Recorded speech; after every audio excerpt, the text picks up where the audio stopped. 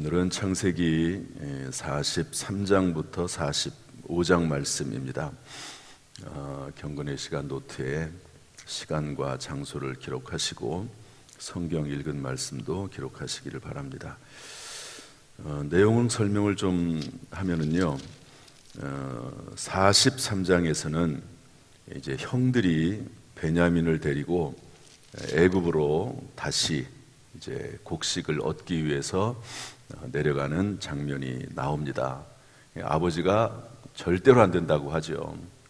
그러나 또 곡식이 다 떨어져서 굶게 되니까 할 수 없이 야곱이 가게 되죠. 그런데 베냐민은 데려가지 말라고 합니다. 맨 막내 아들은.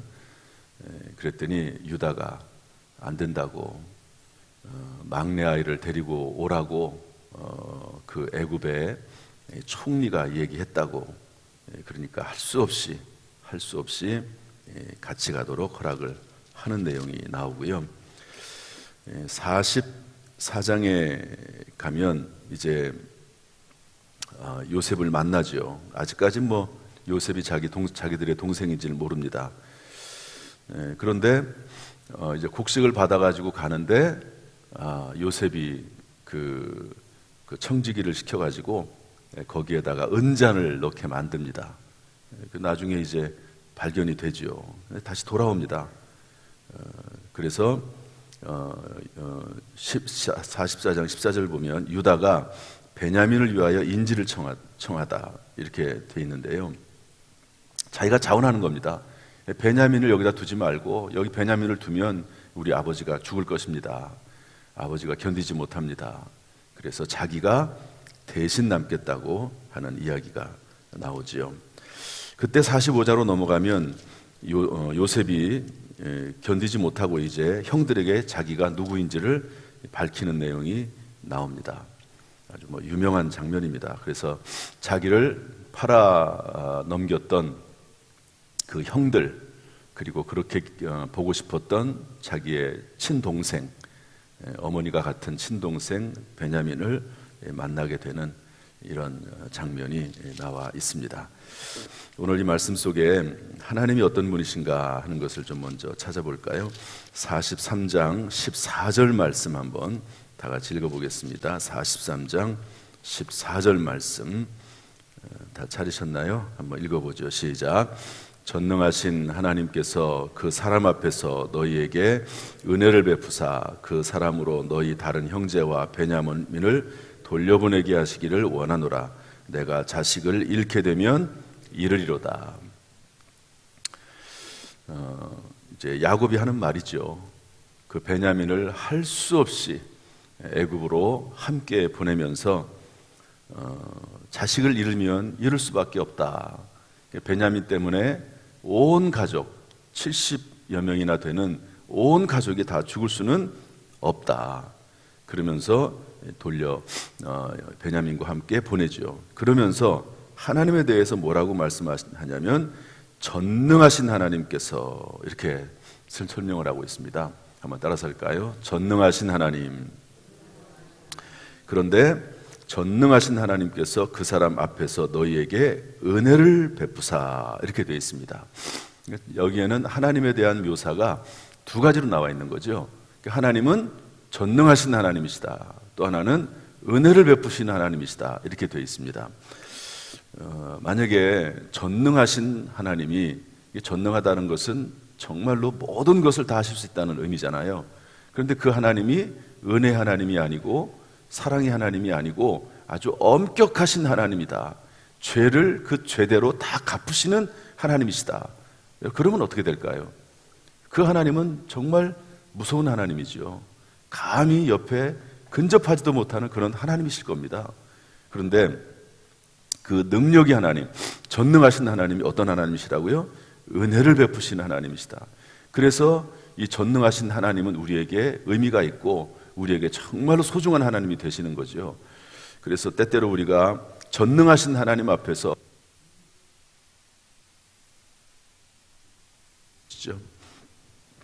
전능하신 하나님 앞에서 감히 고개를 들지도 못하는데 그 하나님이 사랑의 하나님, 은혜 하나님, 자비 하나님이시니까 그 하나님 앞에 나와서 하나님의 은혜를 구할 수 있는 것입니다. 여러분, 우리가 하나님 앞에 은혜를 구할 수 있죠. 부족하고 연약하지만 우리가 하나님처럼 완전하면 무슨 은혜를 구하겠습니까? 은혜를 구할 필요가 없는 것이죠. 부족하고 연약하고 어제 죄를 범하고 나서 회개했는데 오늘 또다시 죄를 범하고 그럴 때마다 예수 그리스도, 우리의 주님 예수 그리스도 십자가를 의지하면서 주님 앞에 나올 수 있는 것이죠. 여러분, 오늘 이 아침에 이 새벽에 전능하신 하나님, 또한 은혜 하나님, 그분에게 자비를 구하고 은혜를 구하고 사랑을 구하는 이 시간 되기를 주님의 이름으로 축복합니다. 그 어떤 죄악도 예수 그리스도 안에서 용서하지 못할 죄는 없는 줄로 믿습니다. 어떤 어려운 환경 가운데서도 그리스도 예수 안에서 다시 일어설 수 있는 것이 우리의 모습인 줄로 믿습니다.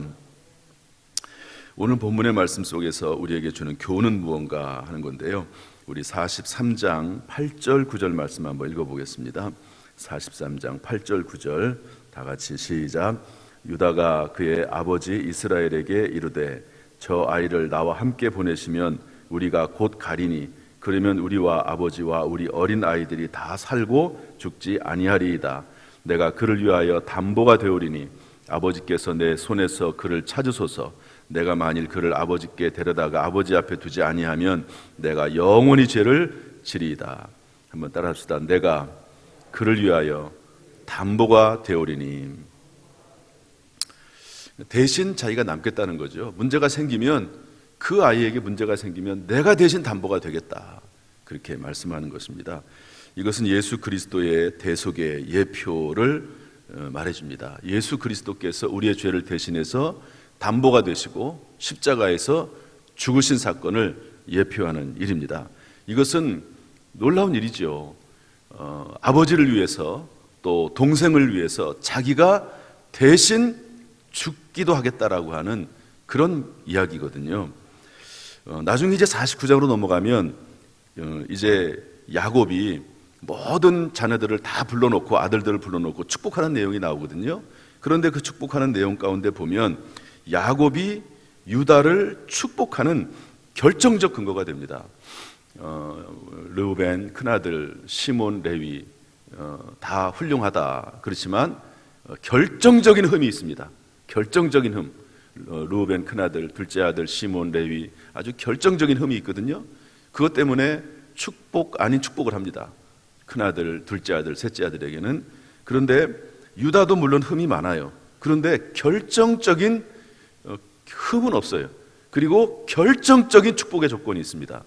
그래서 유다가 복을 받고, 그리고 유다의 지도자의 권한을 주고, 그리고 유다의 후손에서 예수 그리스도가 태어나게 되는 것이죠. 우리가 때때로 다 우리가 어차피 흠이 있으니까 그런 흠에 대해서는 우리가 하나님 앞에 늘 회개하면서 살아가야 됩니다. 그러나 결정적인 흠이 있어서는 안 돼요. 참 제가 성경을 쭉 읽고 보다 보니까 참 그게 중요하더라고요. 결정적으로 하나님이 도저히 받아들일 수 없는 흠이 있습니다. 그런 흠이 있으면 하나님이 사용할 수가 없어요. 하나님의 축복의 대상에 들어갈 수가 없습니다. 그런데 또 이런 경우도 있더라고요. 결정적인 축복의 근거가 또 있습니다. 하나님께서 복을 줄 수밖에 없는 그런 또 결정적인 것들이 있습니다. 그런 모습들이 참 귀한데, 유다에게서는 다른 사람을 위해서, 아버지를 위해서, 막내 동생을 위해서 자기가 생명까지라도 담보가 되겠다라고 하는 그런 내용입니다. 우리의 삶 속에 특별히 하나님께서 결정적으로 충성하기를 원하시거나 결정적으로 하시기를 원하시는 것이 있으면 여러분 그 말씀에 순종할 수 있는 우리의 삶이 되기를 주님의 이름으로 축복합니다. 또한 결정적으로 실수는 하지 말아야 돼요. 하나님께서 그런 것들을 피안하게 하시기를 주님의 이름으로 축복합니다. 43장 26절 말씀 보겠습니다. 43장 26절 말씀 다 같이 읽어보죠. 시작. 요셉이 집으로 오매 그들이 집으로 들어가서 예물을 그에게 드리고 땅에 엎드려 절하니. 요셉이 17살 정도 될 때 꿈을 꾸지 않았습니까? 그리고 30살 때 총리가 됐는데요. 그 꿈의 내용이 뭐죠? 해와 달과 별이 11별이 자기에게 절하고 11볕단이 절하는 꿈을 꿨습니다. 이때가 뭐 13년도 훨씬 지났겠죠. 그리고 7년이 지났으니까 14년, 27년, 뭐 거의 한 30년 지났습니다. 30년 지나고 나서 그때 그 꿈이, 요셉이 꾼 꿈이 그대로 이루어집니다.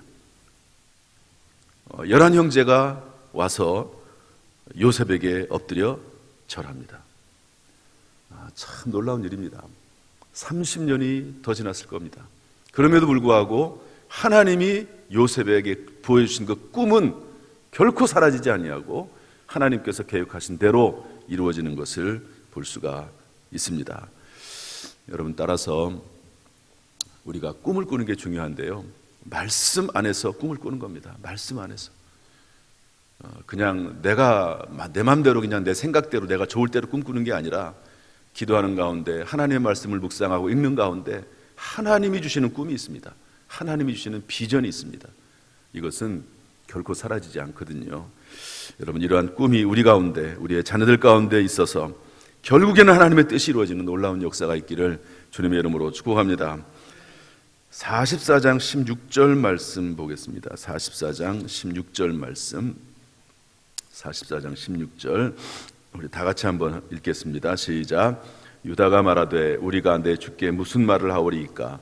무슨 설명을 하오리이까? 우리가 어떻게 우리의 정직함을 나타내리이까? 하나님이 종들의 죄악을 찾아내셨으니 우리가 이 잔이 발견된 자가 다 내 주의 노예가 되겠나이다. 은잔을 자기들이 집어넣지 않았는데 은잔이 발견됐습니다. 그런데 은잔이 발견되는 순간 어떤 생각을 했냐면 하나님이 종들의 죄악을 찾아내셨으니 이렇게 말씀하고 있는 거죠. 그러니까 동생을 죽이려고 했다가 팔아 넘겼는데 이것이 지금 30년이 넘게 지나기까지 이 형들의 마음속에 남아있는 거예요. 그 죄에 대해서. 이거는 어떻게 보면 결정적인 죄라고도 볼 수가 있습니다. 특별히 여기에 주도했던 사람들이 있거든요. 주도했던 사람들. 이게 죄라고 하는 것도요, 보면 주도하는 사람도 있습니다. 따라가는 사람도 있지만, 뭐 따라가는 것도 물론 잘못되긴 하지만 이 죄를 지을 때 주동자들이 있거든요. 주동자들이. 그런데 그거에 대해서 죄악을 하나님이 찾아내셨다 이렇게 말씀하고 있습니다. 우리가 죄를 지을 때 하나님께서 그 죄를 찾아가신다는 것을 기억해야 될 것입니다. 말씀 안에서 그 죄를 발견하고 예수 그리스도의 보혈로 씻고 회개하고 다시 죄 짓지 않고 주 안에 돌아오는 그런 모습이 우리의 모습이 되기를 주님의 이름으로 축복합니다. 우리 네 번째로 우리 44장 18절 34절 말씀인데 이것을 읽었기 때문에 다시 읽지 않습니다. 아버지라고 하는 말이 몇 번 나오냐면 이제 요셉이 그 아이만 두고 가라, 베냐민만 두고 가라. 그랬더니 유다가 하는 말이 이 말입니다. 아버지란 말이 17번 나옵니다. 17번. 아버지가 동생 요셉을 죽이려고 할 때는 아버지 생각이 없었어요. 아버지도 밉고 요셉도 미웠습니다. 그런데 이제는 아버지가 보이는 거죠. 전에는 이런 것들이 전혀 보이지 않았습니다. 사람이 나이가 들고 철이 들면 아버지의 뒷모습이 보인다고 하지 않습니까? 신앙이 성장하고 자라면 하나님 아버지의 모습이 보입니다. 하나님이 나를 위해서 어떻게 은혜 베푸셨는지, 하나님이 나에게 독생자 예수 그리스도를 보내셔서 그 독생자 예수 그리스도를 통해서 나를 어떻게 구원하셨는지 아버지의 모습이 보이는 것이죠. 우리의 눈에 아버지의 모습이 보인다면, 우리의 생각 속에 아버지의 생각이 있다고 하면, 뭐 육신의 부모가 됐든 또는 하나님 아버지가 됐든지 간에 그러면 신앙이 성장하고 철이 들어간다라고 하는 것을 볼 수가 있습니다. 사람이 철이 들지 않으면 신앙이 됐든 뭐가 됐든지 간에 다른 것을 보이지 않아요. 자기밖에 보이지 않습니다. 이기주의적이 될 수밖에 없는 거죠. 그런데 신앙에 철이 들어가면서부터 아버지가 보이기 시작한다 하는 것을 알 수가 있습니다. 이 시간 우리가 돌봐야 될 사람들이 보이는 애가 있기를 소망합니다. 하나님 아버지의 모습이 보이기를 주님의 이름으로 축복합니다. 마지막으로 우리 6절 다섯 번째로 45장 8절 말씀, 이 말씀을 안 볼 수가 없죠. 45장 8절 말씀 다 같이 보겠습니다. 45장 8절 시작. 그런즉 나를 이리로 보낸 이는 당신들이 아니요 하나님이시라. 다시 한번 7절부터 읽겠습니다. 7절부터 시작. 하나님이 큰 구원으로 당신들의 생명을 보존하고 당신들의 후손을 세상에 두시려고 나를 당신들보다 먼저 보내셨나니 그런즉 나를 이리로 보낸 이는 당신들이 아니요 하나님이시라. 요셉이 이제 자기의 신분을 밝히고 동생이라고 하는 것을 밝히고 하는 말이 뭐냐면 나는 당신의 아우 요셉입니다. 당신들이 나를 팔았다고 해서 두려워하지 마십시오. 하나님이 당신들을 구원하시려고 나를 먼저 이곳에 보낸 것입니다. 이렇게 이야기를 합니다. 물론 사실은 결과적으로 해피엔딩이니까 자기의 삶이 이렇게 말할 수 있을지 모릅니다. 그러나 그 과정이 쉽지는 않았거든요. 그 얼마나 많은 고생을 했습니까? 생각을 하면 형들의 잘못을 생각을 하면 도저히 용서할 수 없는 거거든요. 아무리 내가 잘 됐다고 하더라도 그 행위 자체는 괘씸한 거거든요. 얼마나 못됐습니까? 그런데 이 자신의 과거에 대해서 인생에 대해서 해석을 하는데 철저하게 하나님 안에서 해석을 합니다. 내 인생의 모든 해석은 하나님께 있다. 하나님 안에서 해석해야 된다는 거죠. 불행도 행복도 실패도 성공도 때때로 내 인생이 이해가 되든 안 되든지 간에 내 인생의 해석은 하나님께 있다 하는 것을 알 수가 있습니다. 하나님 안에서 해석해야지만이 그 해석이 옳습니다. 요셉처럼 당시에는 아무것도 보이지 않더라도 하나님 말씀 붙잡고 하루하루 살아나가면서 하나님의 뜻이 무엇인가? 하나님의 계획은 무엇인가? 하나님께서 내 인생을 위해서 왜 이런 일을 행하셨는가? 하는 것을 생각을 하면서 혹시 잘못된 것 있으면 회개하고 그렇지 않으면 말씀을 붙잡고 끝까지 나가는 겁니다. 끝까지 말씀 붙잡고 말씀 따라 살아나가면 하나님께서 그 인생을 상상하지 못할 정도로 요셉처럼 이렇게 변화시키고 말씀 가운데 승리하게 하실 줄로 믿습니다. 이것이 우리의 신앙생활입니다. 요셉이 17살 때 붙잡혀가서 30살에 총리가 됩니다. 13년 동안 온갖 고난을 당하지요. 그럼에도 불구하고 믿음 잃어버리지 않습니다. 말씀 붙잡고 살아갑니다. 죄악의 자리에서 뿌리치고 하나님의 말씀대로 살아나가는 것을 볼 수가 있지요. 이런 요셉의 모습이 우리의 모습이 되기를 바라고 늘 연약하지만 하나님이 도와주셔서 예수 그리스도의 보혈로 덮어주시면서 우리를 아브라함처럼 이끌어 가시기를 주님의 이름으로 축원합니다. 하나님께서 우리 모든 성도들의 기도를 들으시고 새벽을 깨울 때마다 우리의 영광도 우리의 모든 삶의 영광도 우리의 가문의 영광도 깨어나기를 주님의 이름으로 축원합니다. 기도하겠습니다. 하나님 아버지 우리의 눈에 하나님 아버지가 보이기를 원합니다. 또한 모든 인생의 해석을 하나님 안에서 해석할 수 있는 믿음을 우리에게 허락하여 주옵소서. 오늘도 이렇게 새벽을 깨워서 주님 앞에 나옵니다. 또한 부득이하게 실시간을 통해서라도 하나님 앞에 말씀을 듣고 사모합니다. 하나님이여 그 믿음을 기억하여 주옵소서. 영육간에 강건하게 하여 주옵소서. 모든 일이 합력하여 손이 되게 하시고 더 잘되는 역사가 있도록 주여 인도하여 주옵소서. 크게 잘되게 하시고 하나님의 영광 기쁨이 되도록 우리 모든 성도들에게 은혜 위에 은혜를 더하여 주옵소서. 예수님의 이름으로 축복하며 기도하옵나이다. 아멘. 이제는 우리 주 예수 그리스도의 은혜와 아버지 하나님의 무한하신 사랑과 성령님의 교통하심이 우리 모든 성도들에게 함께 하시기를 간절히 축원하옵나이다. 아멘.